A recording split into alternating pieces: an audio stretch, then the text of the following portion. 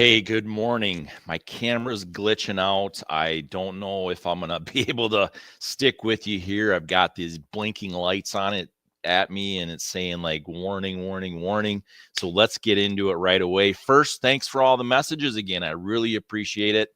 Um, I just am.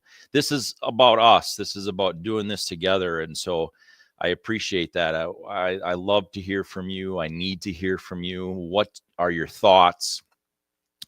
What are some things like when I say thoughts? What are some things that you'd like to talk about, but you're maybe scared to? That's actually quite a few messages that I get that people are like, I don't want to talk about this or put this out publicly and things like that.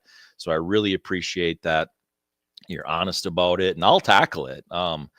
And this one was a tough one because someone sent me this message, and let me say this: let me never fall into the vulgar mistake of dreaming that I am persecuted whenever I am contradicted.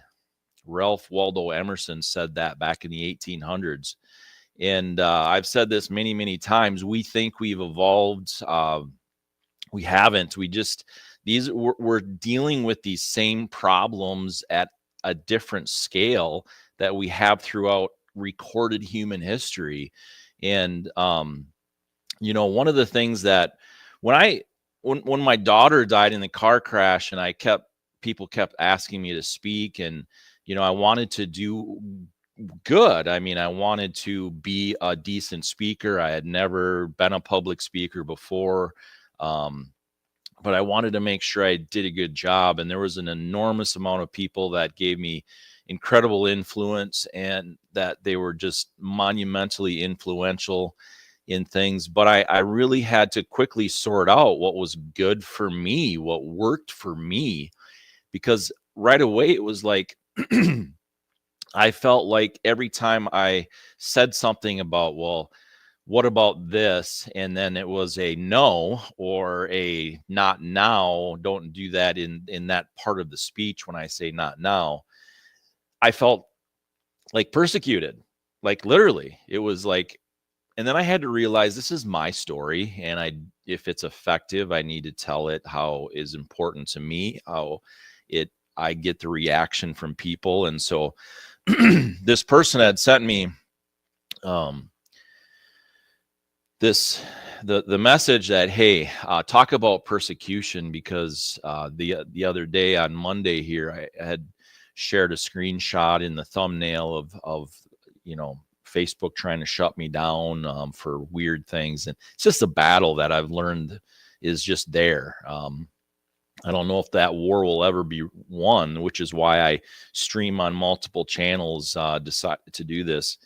And so the battle is the battle, and we have to understand that it's the battle. But just because that's a real battle doesn't mean that the things that people are asking questions about or trying to help with, especially when you ask them for help, when you're asking them and they give you things and you feel persecuted about it, I think that you need to reflect on what is in your mind and what is in your life.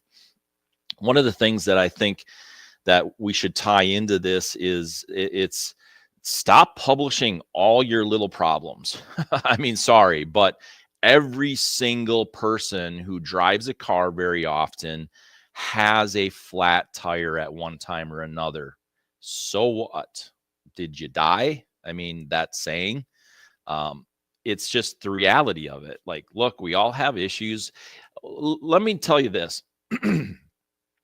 Monday and Tuesday this week, if I were to publish every single thing that I had to tackle and overcome, I would have probably posted about 7 or 8 different things that were fairly significant things. One was without water in my house, and 2 was without electricity in my house. 2 different days, Monday and Tuesday, literally. And so I didn't publish it. I'm saying it now as tying into this, but I'm certainly don't feel bad for me. Don't do anything about it. I tackled it and got the job done and move on. Who cares? But whenever you're publishing all your little problems, you're going to get some kickback, and you're not going to really probably feel good about it because you're already dwelling on negative things. Solve the problem, move on, find joy. We're going to talk about the faith-based thought, and we're tackling love. And from a scriptural standpoint, not a worldly standpoint. And so the question is today, what is love? What is it? From a scriptural standpoint, we automatically, whenever we hear that word that's just been ingrained in us throughout society of the different things that it means, but it generally means a emotional, relational, physical attraction of some type. That's what we think of immediately when that word is set. Here's what it says in 1 John chapter 3.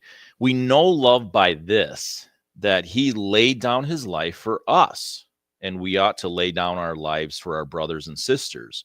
But whoever has worldly goods and sees his brother or sister in need and closes his heart against him, how does the love of God remain in him? And then Matthew 5, I brought in here as well today, 5 verse 44. But I say to you, love your enemies and pray for those who persecute you, so that you may prove yourselves to be sons of your Father who is in heaven. For he causes the sun to rise, now get this, on the evil and the good, and sends rain on the righteous and the unrighteous. So the question is, what is love? And you have to come to the conclusion that love is sacrifice, and love, this is the hard one. Love is also in the delight of others' welfare of the one who is loved. Let me say that again. The conclusion has to be that sacrifice and the delight in the welfare of the one who is loved is what love is. Love is sacrifice, and it is delighting in the good that comes from the good that can and does happen to the unrighteous and the evil, because we are an influence on those things and those people. We are an influence, even though none of us are righteous. We are an influence by shining the light of Jesus through us on evil, on the unrighteous, and things like that. So that's a tough one. And, we're trying to really keep this under 10 minutes every day. And this has been a challenge to write notes on it and stuff. But so we're going to just tackle these small sections every day. And so that's, this has been a really difficult thing to measure against the way you feel against, the way I feel, the way it looks like the world is in the state that is in right now. And, people asking and saying things like, what about the love of God and love like Jesus and live the life you love? And, all these things that are being said, and what's the meaning? What's the definition? What's the meat and potatoes of it? So stay with me on this topic. I think that I can help people learn through my paradigm of what this is. I hope that you can take something from it. And I need you to come back tomorrow, 6:30 tomorrow morning, because we're going to look at what Scripture says about who does God love. Who does God love? That's something. That was a tough one for me to get through. Who does God love? And Scripture has a lot to say about it, and I am condensing it down into getting it in with these few minutes. So come back tomorrow morning at 6:30. I appreciate all your messages. I'll get to them as soon as I can. I really rarely, I'm trying to get better at commenting back. I'll never comment on trolls, or I'll troll you back. I mean, and so let's just get that right out there, because we all get plenty of that kind of stuff that we see in our feeds and stuff on social media. So we'll see you tomorrow morning at 6:30. If you want to support what I'm doing, I have school bookings coming up this spring, and I do offset some of those costs because the schools can't generally pay what it takes to bring, travel expenses, all that kind of stuff to bring me in. And so I just ask the school to give me what they can, and then I subsidize it from shinybrand.com. So go there, take a look.